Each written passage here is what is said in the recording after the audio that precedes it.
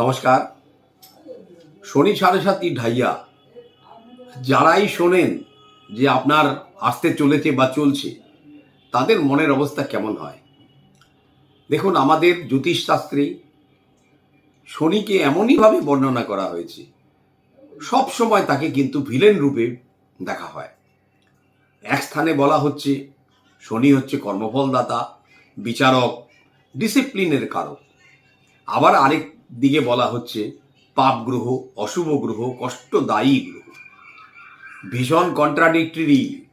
আমাদের যদি মানুষের শ্রেণীকে আমরা দুটো ভাগে ভাগ করি, যে এক শ্রেণীর মানুষ যারা এই গ্রহ নক্ষত্র এইসব বোঝে না, মানে না, ধরে নিন তাদের কোনো আইডিয়া নেই।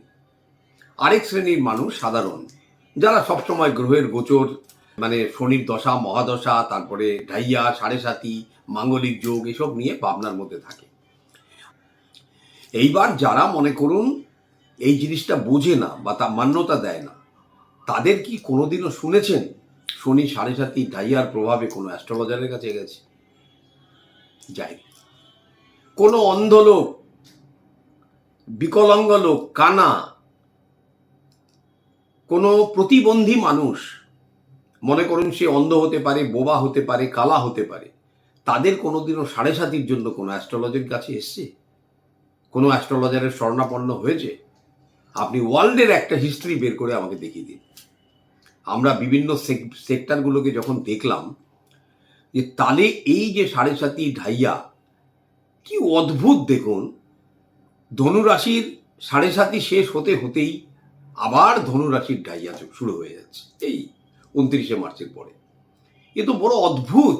সারা জন্মই কি তার শনি আপনাকে ওই পেছন পেছন তাড়া করে বেড়াবে? এর কোনো উত্তর পাবেন না। কেন শনিরই কেন সাড়ে সাতি? বৃহস্পতির দশা যখন চলে, যখন ট্রানজিট চলে, তার প্রভাব কেন আপনার মধ্যে আসে না? কোনো উত্তর পাবেন না। কারো কাছে প্রশ্ন করলে বলবে এইসব বাজে কথা বলবেন না। তো ব্যাপার হচ্ছে যে এই সাড়ে সাতি ঢাইয়া আপনার যাই থাকুক, প্রত্যেকটা জিনিসকে আবার কিছু কিছু পণ্ডিত মানুষরা বলে যে নট নেসেসারি এই সময়টা আপনার ক্ষতির সময়। আপনাকে কিন্তু জীবনে সবচেয়ে বড় প্রাপ্তিগুলোও কিন্তু ঠিক এই সময়ের মধ্যেই আসবে। আমাদের প্রধানমন্ত্রী, মাননীয় প্রধানমন্ত্রী নরেন্দ্র মোদী শনি সাড়ে সাতি অবস্থাতে দেশের প্রধানমন্ত্রী হয়েছিলেন। কেন উনি কি করলেন? কিছুটা হলেও আধ্যাত্মিক জীবনের মধ্যে চলে গেলেন, জনসেবার মধ্যে কিছুটা চলে গেলেন। যে আপনি সাড়ে সাতি আর ঢাইয়াকে কিভাবে মনের মধ্যে গ্রহণ করেছেন, ঠিক সেই জিনিসটাই আপনার সঙ্গে করছে। যেমন মনে করুন একটি রোগী কঠিন অসুখে ভুগছে, কোনো এক স্পেশালিস্ট ডাক্তারের কাছে গেছে। এরকম বিধান রায়ের সঙ্গে, স্বর্গীয় বিধান রায়ের সঙ্গে অনেকবার হয়েছে এবং তার হিস্ট্রি দেখে আমরা পেয়েছি। তার পিঠের মধ্যে একটু হাত জোরে 2-4 বার চাপড় দিয়ে বললেন, তোমার কিছু হয়নি, শুধু শুধু কেন আমার কাছে এসছো? এরপরে যদি তুমি কোনোদিন আমার কাছে আসো আর আমি তোমার ট্রিটমেন্ট করবো না। এই তোমাকে আমি একটা মিক্সচার দিয়ে দিলাম, 2 দাগ করে ডেলি খাবে। আগে দাগ মিক্সচার হতো। তো উনি কম্পাউন্ডারকে যা ইশারা করার করলেন, কি দিল জানেন? মিক্সচারের মধ্যে প্লেন জল ভরে আর একটু রং দিয়ে। সেই জল খেয়ে সেই রোগী তার দুরারোগ্য ব্যাধি কাটিয়ে উঠল। তার আপনার যে মন, সে এতটাই শক্তিশালী। যদি আপনি মনে করেন যে না, এটা আমার জন্য কিছু না, আই উইল টেক কেয়ার, দেখবেন আপনি ওটা থেকে রিকভার করে গেছেন। আর যদি ভাবতে থাকেন এই তো আমার ঢাইয়া চলছে, এই তো দেখবেন রাস্তাটা একটা হোঁচট খেলেও ভাববেন এই তো আমার ঢাইয়া চলছে, এই তো আমার সাড়ে সাতি চলছে। কি দুর্ভাগ্যজনক ভাবে এইগুলো আমাদের বোঝানো হয়েছে। এবং এটা না করলে তো জ্যোতিষের ব্যবসাও চলবে না, স্বাভাবিক। তো যাদের ভাই আছে শনি সাড়ে সাতি চলছে বা ডাইয়া আসছে, একটু কিছুদিন একটু এইটাকে মাথা থেকে বের করে দিন, কিচ্ছু করবেন না। যদি হাতে নতুন করে ওই সময় আর কোনো রত্ন নেবেন না, বিশেষ করে শনির রত্ন।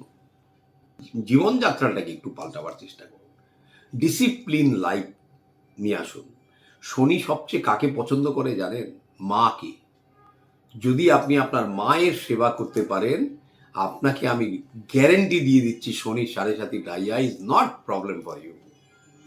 মা কালীর যে কোনো একটা মন্দিরে শনিবার দিন মায়ের কাছে একটু হাত জোর করে আসবেন। আপনার জীবনে দেখবেন শনি সাড়ে সাতি ডাইয়া টাইয়া এইসব ওই কাগজে কলমেই লেখা থাকবে। সাতমুখী রুদ্রাক্ষ যদি 3টে বিটস ধারণ করতে পারেন, আপনার শনি সাড়ে সাতি ডাইয়ার যে অশুভ প্রভাবই থাকুক, মানে আপনার মন অনুযায়ী, মানে আমরা তো সবসময় বলি না যে এই সময় এই ঢাইয়া আছে অতএব আপনার জীবনে কিছু হবে না। অনেক অ্যাস্ট্রোলজার লিখেও থাকেন এখন তো ঢাইয়া চলছে, এখন কিছু হবে না। তো নট নেসেসারি, ঢাইয়া চললে আপনার জীবনে অনেক কিছু পেতেও পারেন। টিপিক্যালি বোঝাতে বলুন তো তাদেরকে যে আপনি সায়েন্সে ব্যাখ্যা করুন যে শনি সাড়ে সাতি ডাইয়া এই সময়টা বৈজ্ঞানিক কারণে কেন আমার জন্য খারাপ হবে। দেখবেন সব হয়ে গেছে, সব হালুয়া ডিলে। অতএব তাদের শাস্ত্রে তাকে যেভাবে বোঝানো হয়েছে তারা সেভাবেই বলবে। আমরাও অ্যাস্ট্রোলজি করি কিন্তু বিজ্ঞানসম্মত উপায়, সায়েন্স ছাড়া আমরা কথা বলি না, লজিক ছাড়া আমরা কথা বলি না, ঠিক আছে?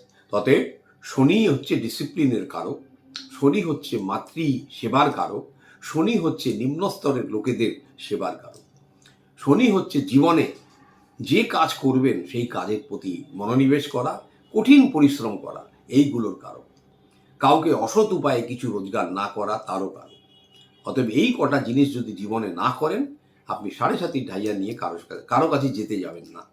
যদি কোনো অ্যাস্ট্রোলজারের কাছে গিয়ে বলেন আমার তো এখন ঢাইয়া চলছে, সাড়ে সাতি চলছে, আপনাকে দেখবেন কি কি প্রেসক্রিপশন করে দেয়, এটা পড়ুন, এটা করুন, এটা করুন।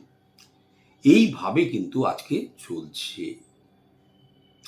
আমাদের এই আলোচনার মাধ্যমে এটা নিশ্চয়ই বুঝে গেলেন যে কোনো দশাই আপনি যদি মন থেকে সেটাকে রেজিস্টার না করেন, অবশ্য এটাকে আপনাকে এমনভাবে করিয়ে দেওয়া হবে, ভয় পাইয়ে দেওয়া হবে যে আপনি ভয় পেতে তখন বাধ্য হবেন। ওদের এগুলো বৈজ্ঞানিকভাবে এর কোনো যুক্তি নেই। এই জন্য দেখবেন আপনারা পাশ্চাত্য দেশে কাউকে জিজ্ঞেস করবেন, do you know what is সাড়ে সাতি? ও বলে হোয়াট ইজ সাড়ে সাতি, হোয়াট ইজ ডাইয়া, ওইসব জানে না তারা। এগুলো খালি আমাদের ভারতবর্ষের মধ্যেই আছে। অতএব এইগুলো নিয়ে বিচলিত হবেন না। যে যদি আপনি এই সম্বন্ধে কিছু জ্ঞান হয়েও থাকে, এই সময়টা বিশেষ করে ডাইয়া সাড়ে সাতির সময়টা আপনি একটু ডিসিপ্লিন লাইফের প্রতি থাকুন, পরিষ্কার পরিচ্ছন্ন থাকুন, কালো রং নীল রঙের পোশাক ধূসর রঙের পোশাকটা ব্যবহার থেকে বর্জিত থাকুন, আর নিয়মিত মায়ের সেবা করুন আর শিবলিঙ্গে জল অর্পণ করুন। আরও একটা ভালো ওষুধ আমি বলে দিচ্ছি, সূর্যের আলোতে সূর্যদেবকে অর্ঘ্য দিন। কেন শনির পিতাকে যখন আপনি তুলবেন, শনি কিন্তু তখন আপনার দিকে তাকিয়েও দেখবে না। কেন সে মা কালীর সেবা করে, মা কালীর পুজো করে, মায়ের সেবা করে, শিবলিঙ্গে জল ঢালে, তার দিকে তাকিয়েও দেখবে না। সর্বোপরি বজরংবলী হনুমানজি হচ্ছে শনিদেবের সবচেয়ে বড় মেডিসিন। আপনি যদি হনুমান চালিসা পাঠ করেন, আপনি দেখবেন যে আপনার সাড়ে সাতি ঢাইয়ার কোনো প্রভাব আপনার জীবনে কিছু নেই।